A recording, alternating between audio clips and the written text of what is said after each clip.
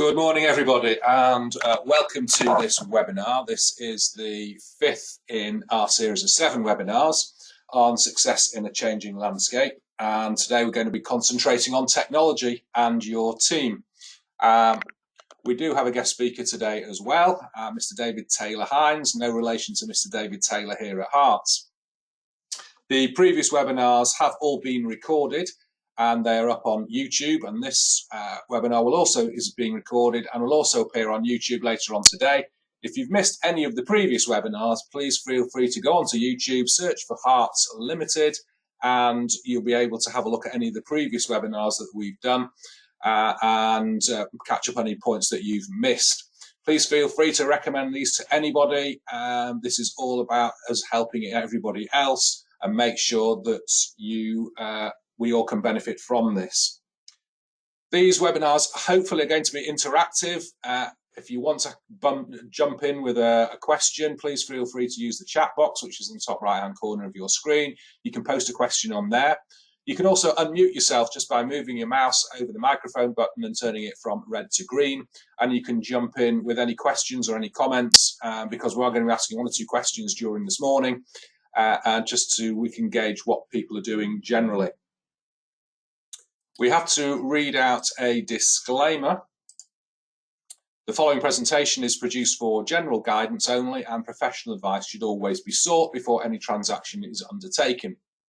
Individual circumstances can vary, and therefore no responsibility can be accepted by Harts Limited or any of their affiliates for any action taken or any decision made to refrain from action by attendees of this presentation. The webinars that we've done so far are all up on the screen, as the next one is on value and pricing, which is on the 3rd of November in a few weeks' time.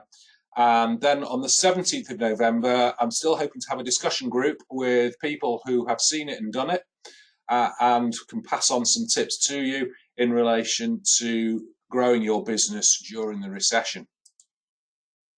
I wanted to do a quick update first of all because there's been lots of information coming out regarding the job support scheme, and the original job support scheme and the updated job support scheme, now that some people are in total lockdown and have been forced to close.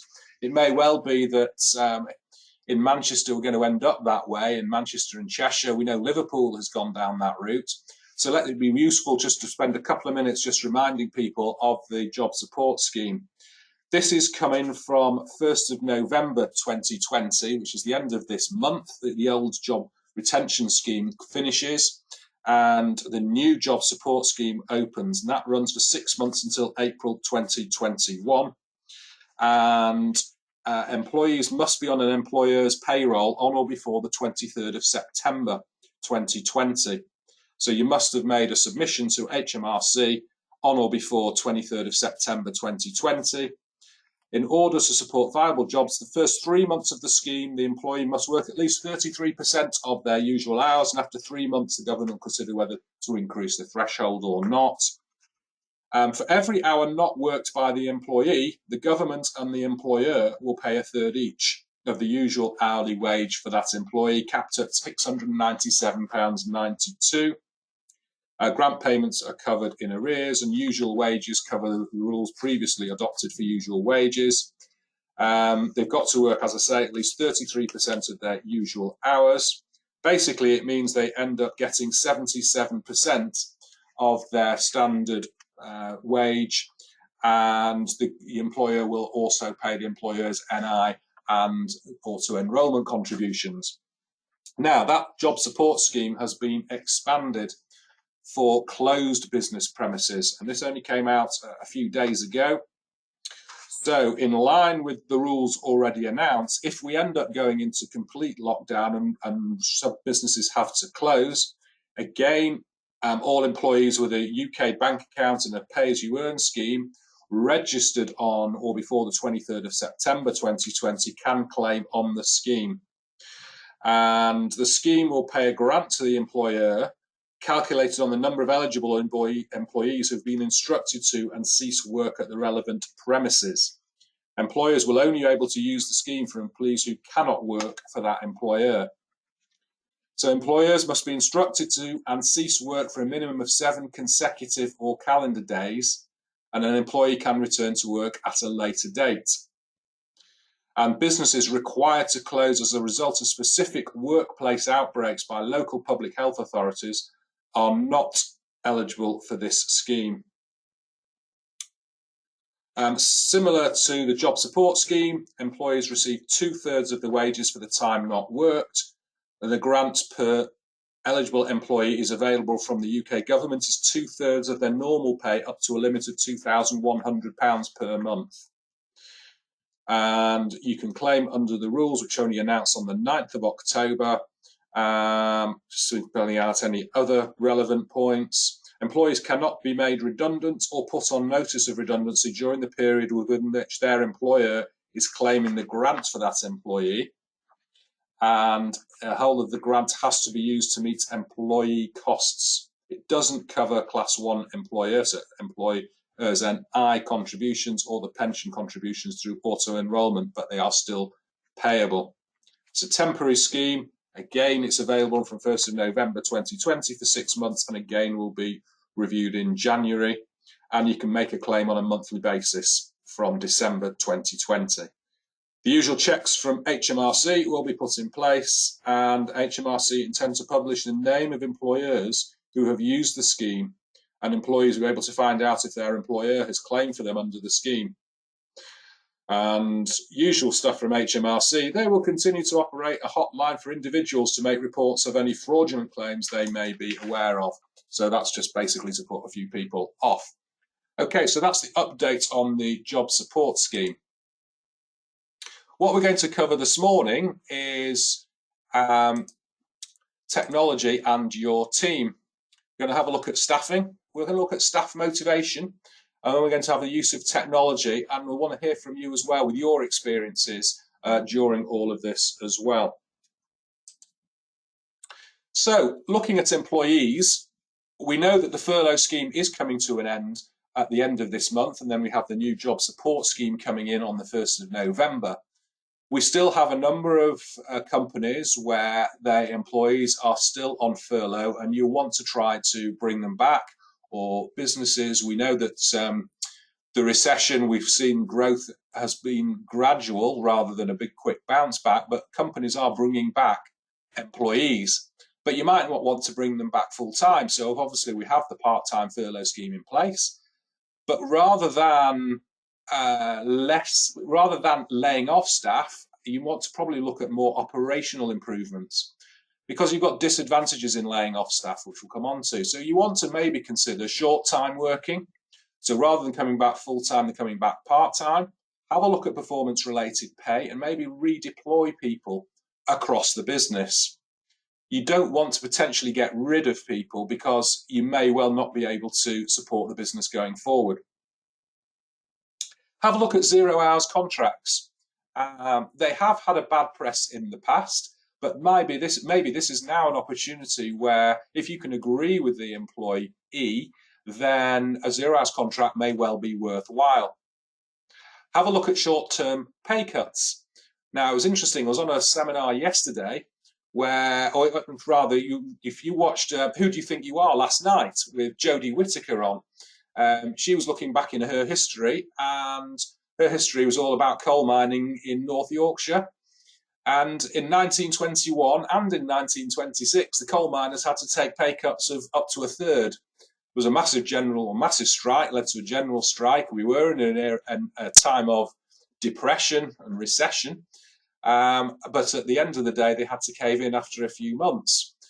So what we're doing now is really only a reflection, potentially, of what happened all those times ago, probably 100 years ago, where people are having to take pay cuts to ensure the business actually survives. Have a look at unpaid leave. You might want to offer unpaid leave to some staff. And if you can, people might say, well, I'll take a month off, but it'll be unpaid. You may well be able to retain them so that they're available when businesses do pick up in the future.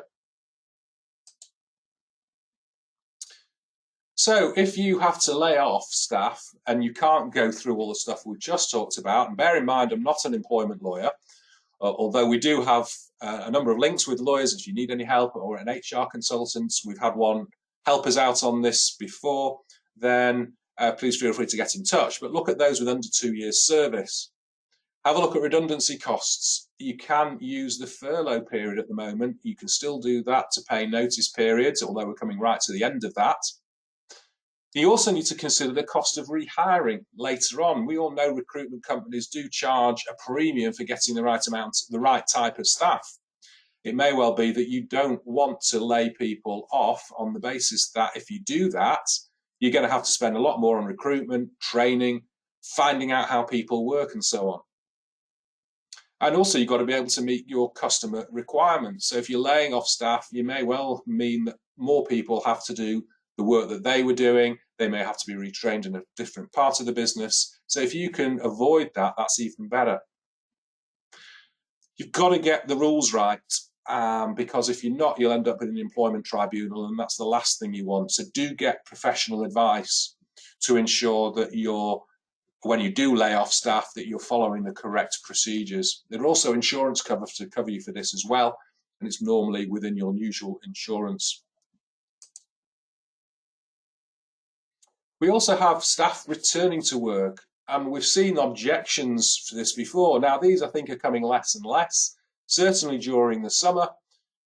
When the weather was good, people are saying, well, I don't want to come back off furlough. I'm getting 80% of my salary. It's beautiful weather outside. The kids are off school. I can spend some time with them. And therefore, I'm not going to come back. So you'll have objections to that.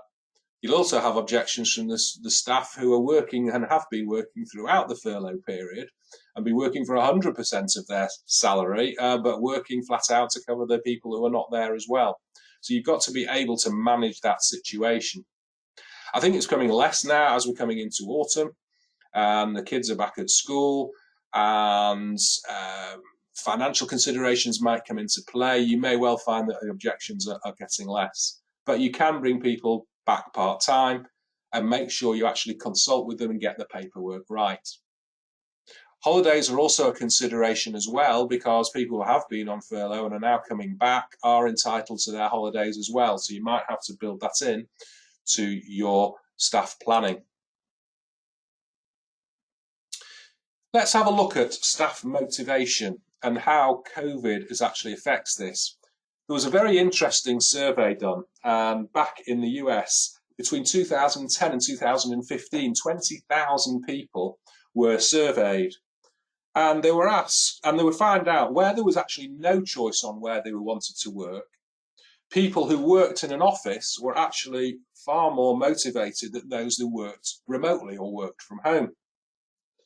And those that did have a choice on where to work, again, they were more motivated when they worked in an office than they were remotely. So it brings up an interesting situation as to why is this the position? Why is this happening? Why are people more motivated when they work in the office and when they don't? Well, people felt there was an emotional pressure and an economic pressure, because people were worried about losing their jobs, they're worried about paying their rent, protecting their health, and so on. So you've got to, and you've also got looking at inertia. It's bound to increase if people wonder if there's any point in actually carrying on working or not. So they identified 3 positive motivators that often led to increased work performance, and these are still relevant now. So one is play, and the motive that boosts performance could decrease if it continues to become harder for people to get things done from home.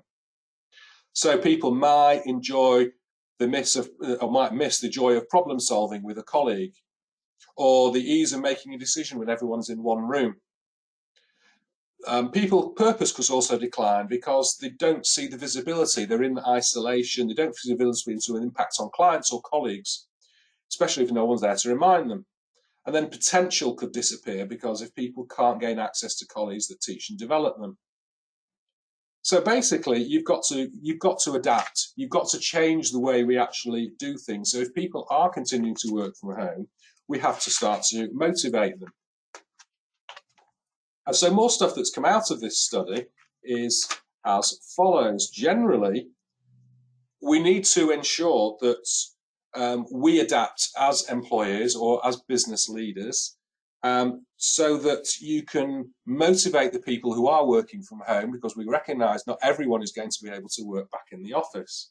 So, for instance, hold a meeting on a Monday morning, have a discussion as what impact did we have last week and what actually did you learn? What commitments do we have this week? Who's on point for each of those? How can we help each other with this week's commitments? What are the areas we should experiment to improve this week, and what experiments can we run, and who's running all those experiments?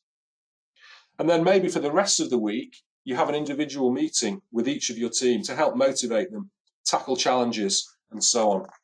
So again, it's all about adapting and being able to offer something different to those staff that are working from home.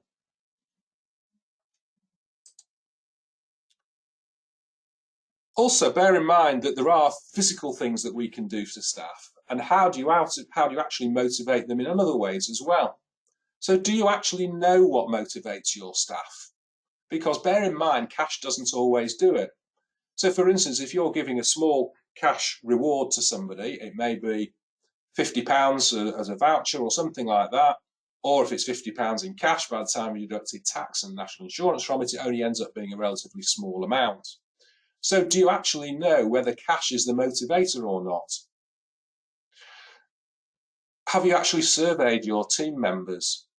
Do you know, for instance, that actually I'm not too concerned about getting 30, 40, 50 quid. I'd far rather have maybe some tickets to go and watch Manchester United as and when we can go back and watch them.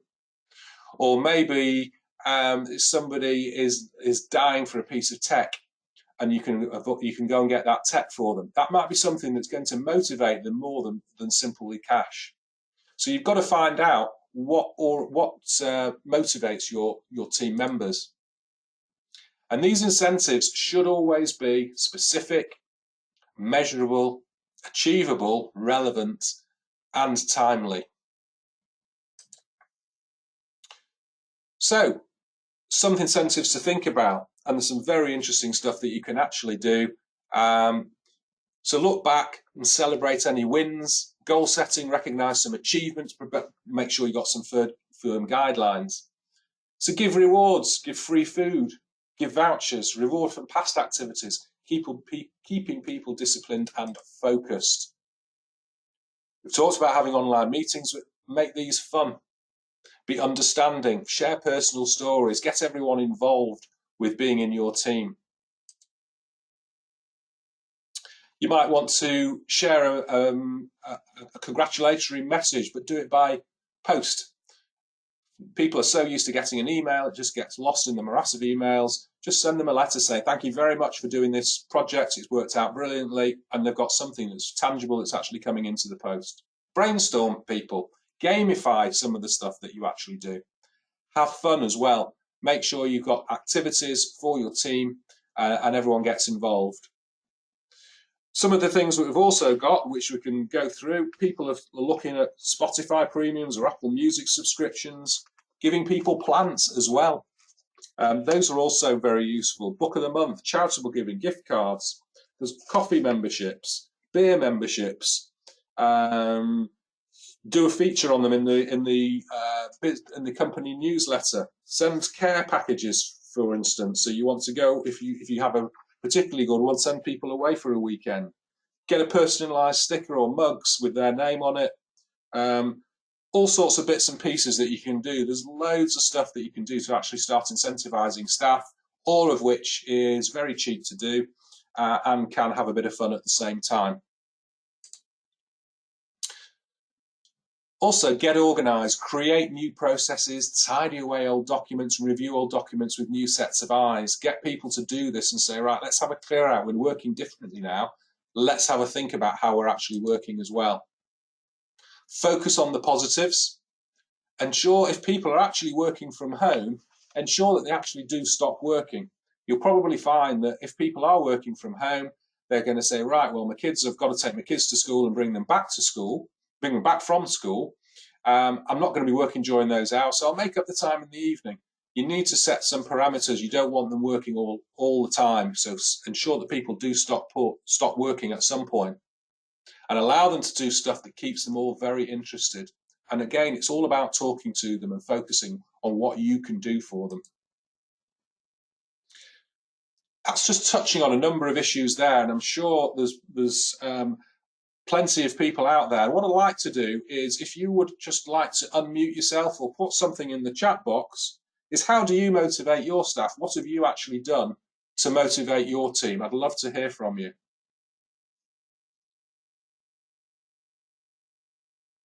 Anybody want to come up with any suggestions of what they've actually done to motivate their staff, or put something in the chat box? How have you motivated your team? What have you actually done since we've been working from home to get them motivated? Just jump in, move your mouse over the microphone button. If anyone's got anything they want to raise, please feel free and just jump in. Nobody so far?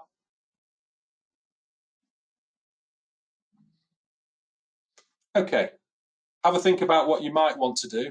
And if you've got any ideas or you want to discuss anything, then please feel free to do so. And so we've got Carol is saying they're actually all in the office at the moment, and that's where we're at the moment. We've got a big dog. I'm not sure what David means about that, but you could have bring dog to work day. If they've got the opportunity to do so, you can do that. I don't know whether that will work with cats as well, but you can have a think about what you would do. Okay. Moving on to technology, because we were going to talk about teams and technology. During this time, you would normally have to batten down the hatches and play safe, but is this a good move? Downturns do encourage investment in tech because normally the opportunity cost is lower. Now, I know at the beginning of this recession, there was a big demand for laptops as people started to work from home, and you couldn't get a laptop for love nor money. So in that case, it did drive prices up. However, I understand that the situation's calmed down now, and we'll no doubt hear from our IT expert in a few minutes. But also, you don't need to be running at maximum, so you will be freeing up budgets and resources to invest in tech, potentially without affecting your sales. Companies should prioritise self-funding projects that pay off quickly, such as systemization and automation. Investment in IT can make companies more agile and therefore better able to handle uncertainty and rapid change. So we've seen this with people working from home, scarcity of laptops. IT companies have been very busy. We've seen shortages of materials and panic buying in the shops. So you can see what's been going on. So what can you do? Well, have a look at cloud technology. For those of you having to go into the office to use your equipment, have a think of whether you can actually use it from the cloud or whether you work from home. Upgrade your systems. There's a great opportunity now to do so and go for the fastest internet possible. I put an example there at Harts. Here, all our systems are up in the cloud. So our staff can work from anywhere. Obviously, we have staff working from our Cheadle office and Macclesfield office, and we're working from home, and it hasn't really affected us too much. We have staff coming in on a rota basis, so they might be in a couple of days a week, and the rest of the time they'll actually work from home. We all interact because we have regular meetings and so on. So if we can do that, I'm sure plenty of others can. Also consider your security. You've got other situations here, and access procedures and support contracts. Again, our IT guy is going to help us with that in a few minutes. So companies already seen the benefit of doing this, have seen increase in productivity. Reduced travel time as online meetings are held. Shorter meetings as more focused online than face-to-face, and you're making streamlining of decision-making processes. Have a look at what doctors' surgeries have been doing. They've all got these online consultations now. I know some of the big private companies have been doing it. There are companies like Push Doctor out there who've been doing private consultations, but now we've seen that coming through in the NHS, and I think it will be the way forward. Have a look at online entertainment. You can see what's been happening with Amazon and Netflix and their subscription services and how that's going on. And we've seen very recently how Sky are now trying to, shall I say, extract more money from their subscribers when being asked to pay for football matches. And there are also opportunities for remote learning as well. As accountants, we always had to do our continuing professional development courses, and we'd go along to a hotel along with in a room of about 50 people and listen to a speaker talk for 3 hours. Those have now stopped, and everything is now done online. So we're now doing remote learning, and we can do it at our leisure, at our pace. So you can see the change in the nature of business and how some of these benefits are beginning to show. So you can improve efficiencies.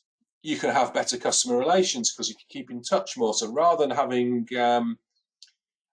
going and having meetings with people, then you can actually do a lot of video calls. And rather than just phoning people, we've been doing a lot of video calls as well, and using Zoom, using GoToMeeting, and so on. So you can have improved communication. Digital marketing can all be personalized, and you can automate a lot of tasks as well. So your opportunity now is to becoming fat, cut the fat, become leaner. So you're more likely, when the markets do bounce back and businesses do bounce back and we come out of recession, that you'll be able to come out ahead at that point. Okay, at this point, what I'd like to do is introduce you to David Taylor-Hines of ITG Com Systems. He's been running a computer IT company for quite a number of years and is very experienced in dealing with all sorts of IT issues. And what I'd like to do is just make him the presenter. Just bear with me 1 second, and then it'll be over to you, David. Thank you, Stephen. Just get that sorted. Get that on there. In fact, let me just do it the other way around because my webcam is on the other page. The other screen, should I say.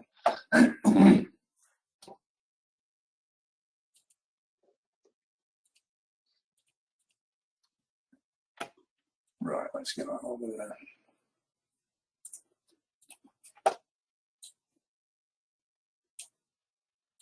There we go.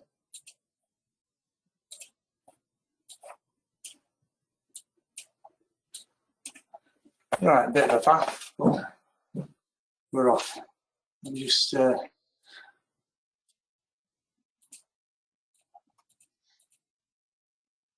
you want to click on slideshow from beginning. yeah, sorry, Stephen. Slideshow from beginning. There we go. Cancel that. Right, so sorry, Stephen, have I displaying that thing? I've got it on both screens for some reason. That's okay. We can see it. It's fine. Which screen can you see? Is it full screen or is it broken into two? Where my arrow is now. Broken into two.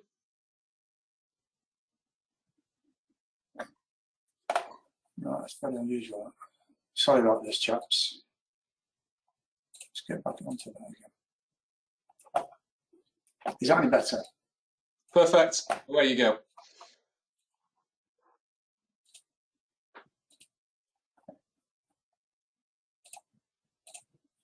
Some IT guy I am.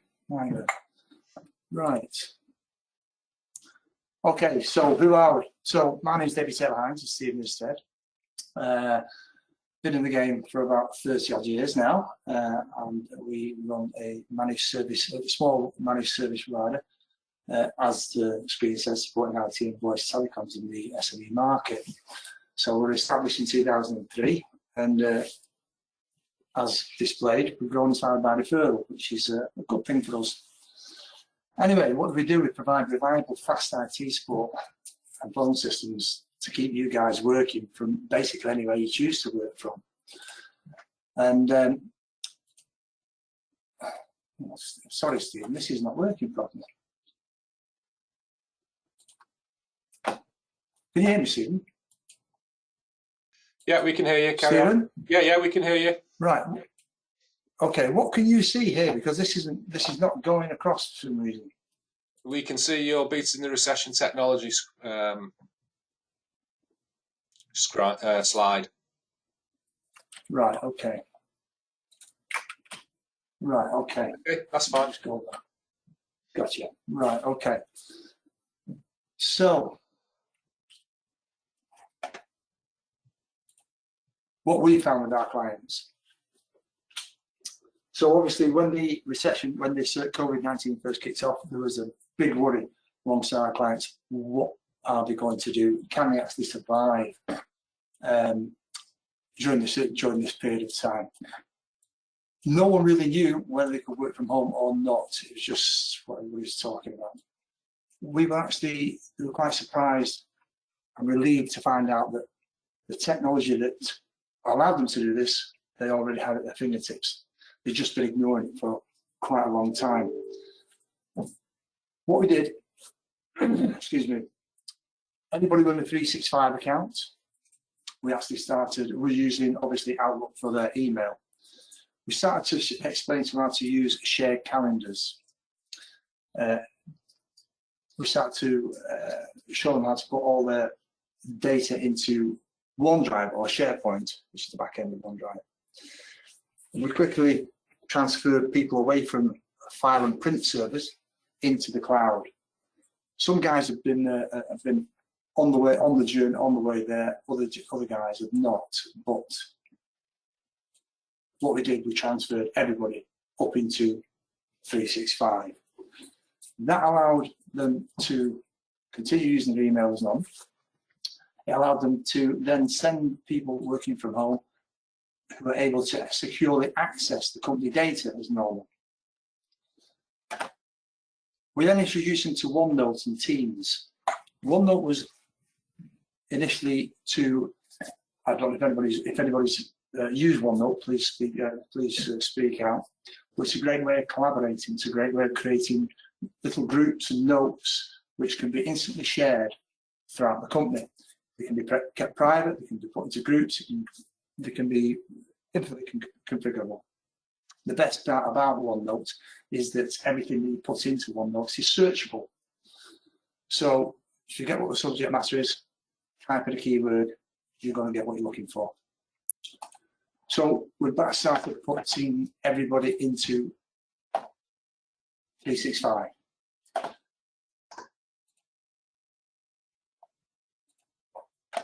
Everything into 365. So it's all well and good. Everybody's into 365. All your data, company data, is in the air. But how do you go from there? Well, the one thing that made it all possible is connectivity. Luckily enough, virtually everybody now has got super-fast broadband connections. So that meant that there was no lag when people were trying to access data or create Zoom calls and Teams calls from home. Phone systems. We had, hello? Hello? We can hear you, go on. Stephen? Yeah, we can still hear you. Right, good. Great, okay. So phone systems. People are concerned about how they're going to answer phones at work. First of all, people start to divert calls, which brings a major expense in a time where you don't need that expense. Luckily enough, a lot of our clients are on cloud-based phone systems, hosted voice over IP phone systems. These systems are becoming mainstream now. We've been supplying them for the past 7 years. They have been the backbone of BT for the past 10 years. And basically what these do is they do not use the analog phone system that we all are used to.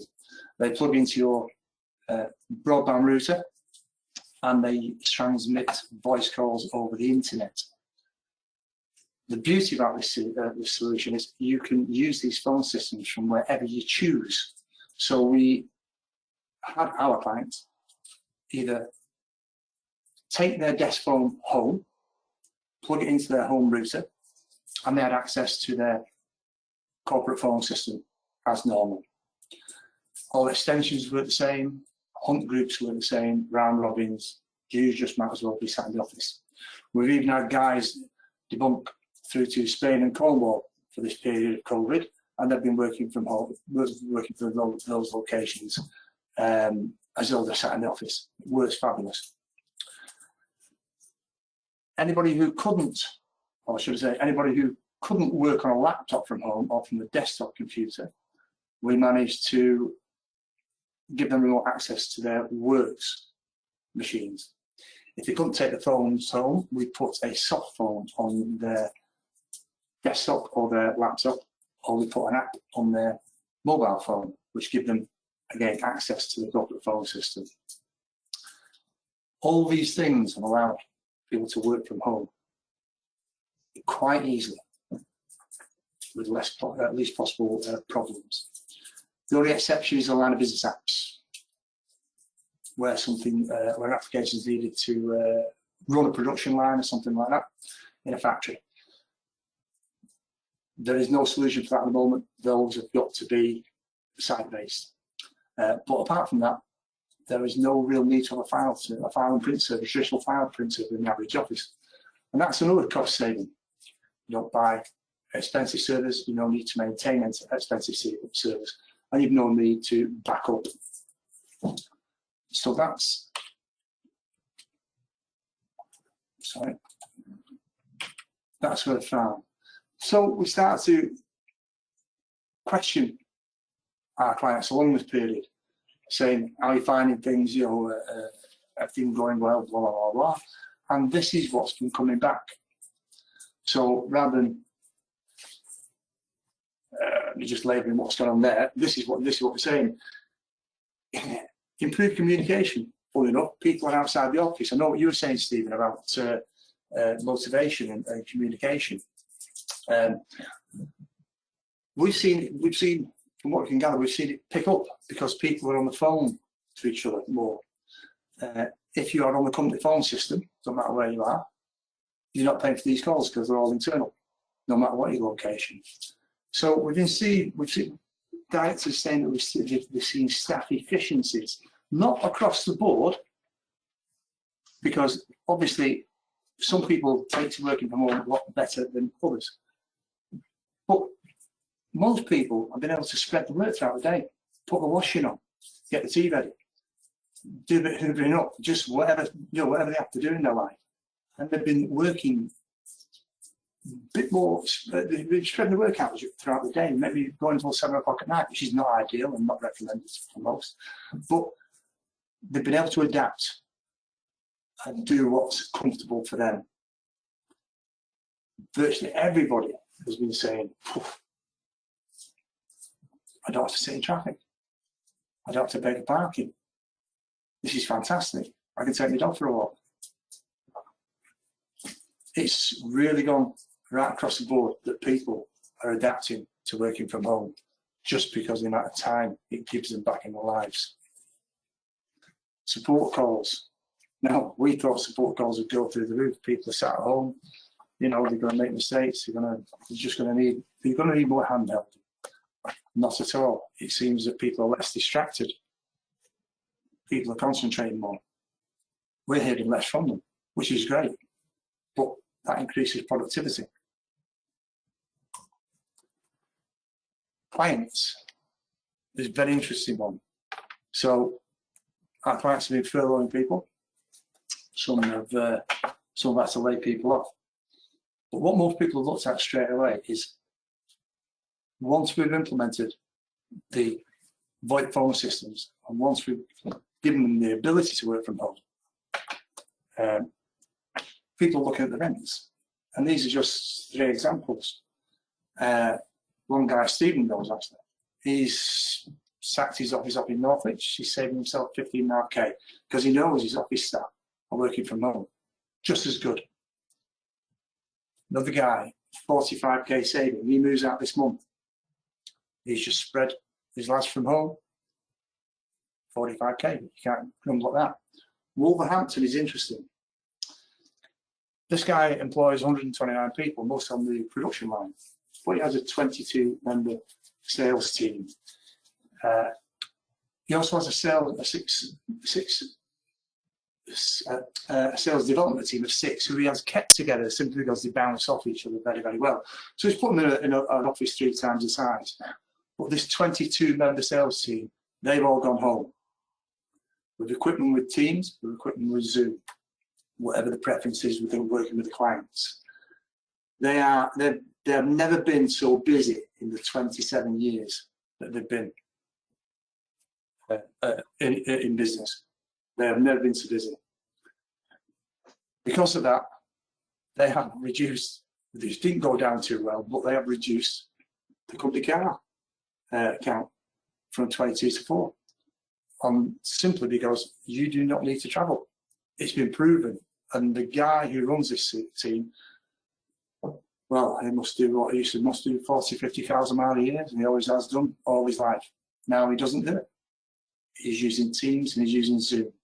Pool cars, when you need to go down to see someone, when you need to go down and have a chat, a meal, butter them up, whatever you fancy, that's what you do, you take the pool car.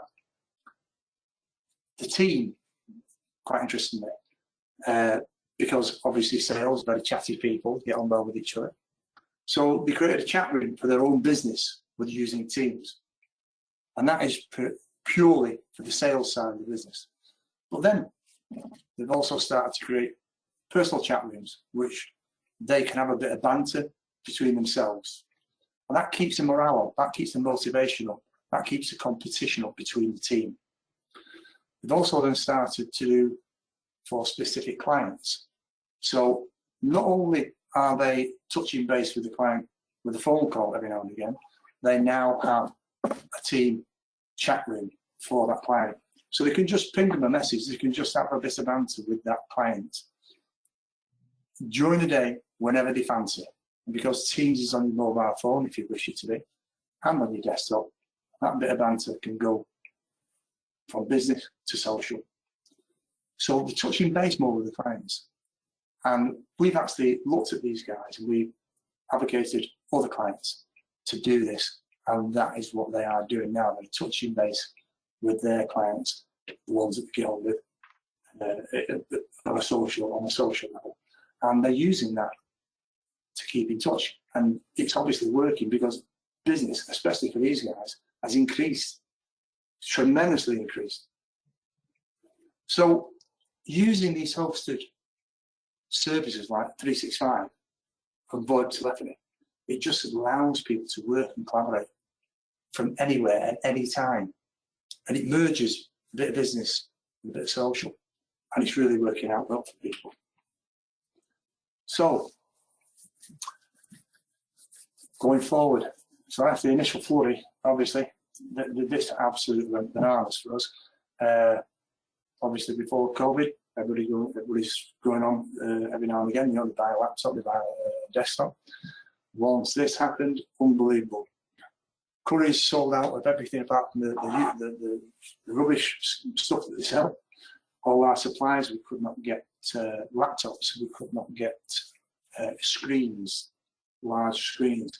We certainly could not get webcams. Amazon was selling webcams that normally go for £30, they were going for £90. Unbelievable. So we had a mass flood of just get kit from wherever we can, get these people up and running, set the phones up for them, set the remote working up for them, get these guys working. Now, people are looking and saying, well, hang on, we don't know how long this is going on for. We do actually work better from home. Again, not everybody. We are more than doing well. So why don't we continue like this? I can reduce my office space. I can reduce commuting time. Better life balance for everybody. You just got to choose which staff you allow this to happen to. And so now can we change these screens for these better ones? Can we get a docking station? Can we make this so that I can, you can take a laptop downstairs and do what I have to do, but then just come upstairs and plug it in, and the whole office is there singing and dancing for them to, come out with cables and all this sort of stuff.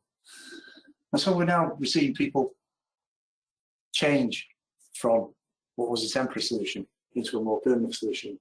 We look after an office fit out company with predominantly the business layouts. They are now taking a big swing into home offices, from either a pod in the garden to converting that bedroom. But a lot of businesses are now going that way, and so they want their IT to match, running cables, improve the Wi-Fi, whatever will help business. Along with this, directors are finding out who can be office-based, who can't. That depends on the individual. But they look at that now and say, we can shave costs here, we can improve the lives of some people there. One of the things that is essential is if you do have people working from different locations, is they have the support and tools they need to be productive. As the slide says, this is where managed services proves to be vital. In the office, if you get an iffy email, people can say, Bob, is this genuine? What do you think of this? Does this look like a scam? You know, yeah, don't do it, click it, junk it. That conversation is not there now. So they're having to look at, do they phone IT support? Some people don't want to phone IT support. Some people don't want to actually phone colleagues and say, oh, I've got this, do you mind having a look? So we've got to put a presence with them in their own homes, just like it is in the office. And so we have little chat boxes, we have remote access to all their systems, just the same as you would in the office. It makes it easy to touch base with us and basically carry on working as normal, in the comfort that someone's got the back, someone's there to help. Managed services. So, on that point, computers and phone systems are usually running 24/7. This is what a lot of people don't understand or don't see. They just to go to Curry's, they'll buy a PC, they'll put it in, and think everything's hunky-dory. It doesn't really work like that in business. You've got to look after your investment. Just like vehicles and machinery, it all needs maintenance and support. Half of the stuff that you use is a combination of electronics and mechanics. And if you're running something 24/7, 365, things will break. Things will slow down. Things need tweaking. So we would say invest in a managed services program to protect your systems, which are essential to your business. Maximise your ROI and limit repairs and replacement. That's done by having proactive maintenance. Companies like us who will set up a system in your office or come to modify the ones that you already have, and then we run routine maintenance procedures in defined windows, usually out of hours, so it won't affect anybody. Make sure your Windows operating system is fully up to date, give you managed antivirus protection, malware protection, other services which check links in emails for phishing emails and excuse me, and other cyber malware that comes into your system just on a daily basis. Put a little bit of budget aside to keep these things up and running, because at the end of the day, these are the key to your business being productive. If you're not productive, you're losing money. End of story. Seek out new technologies, such as phone cams. So we're on with a web designer, not a web designer, graphic designer the other day. She has not been able to get until recently, she's not been able to get a webcam for looking on it. So she found an ePOC cam, which turns your mobile phone into a webcam. And now she doesn't have a webcam. It's a mobile phone wherever she goes. So she's actually been able to buy a laptop with no webcam for a lot less money, and she uses an iPhone. All these little tools and applications are out there if you search for them, just to help you increase productivity and make your life a better place. Make sure your home worker systems are as secure as those in the office. Cybercrime has had a boost by about 80% during COVID. It's not a scare, that is just a fact. People are realising that they'll send an email through, and Beryl might not turn around to Bob and go, is this a scam? They'll click on it because it might say it's come from the director. will click on it more than likely because they don't want to fail the boss, and there's no one to assure them or help them make that decision. So make sure that anything that people are working from home, be it a home laptop or one you've given them, they are secured in the same way, using the same protection as they are in the office. Very essential. And this is what managed services is all about.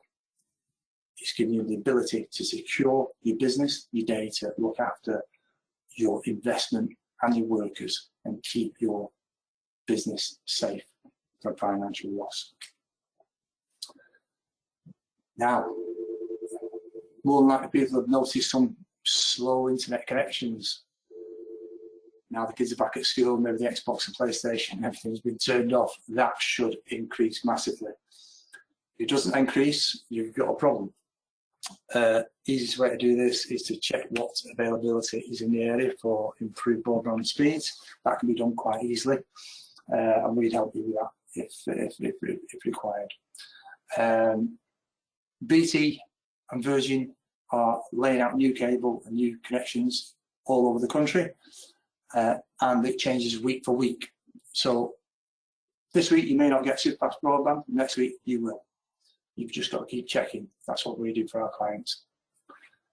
Teams and Zoom meetings, clearer, less jumpy. No one likes dropping out over a Zoom meeting. It's embarrassing. It's horrible. And in our experience, this COVID-19 has proven to most business owners that they can adapt and thrive using technology. And it's like I say, it's technology that you've already got, you're already using half the time. You just don't know it's there. You just don't know what bits to turn on or how to implement it. And that's another area. Your managed service provider can be very, very helpful to you. They will help you get the most out of your technology investment. So, as the final thing says, whether it be working in PJs or just enjoying the quiet, home working is the way forward for a lot of people. And we're here to help, and we're here to advise. So if you have any questions at all, or if you like some free advice, just ask, please. Thank you. Thank you very much, David.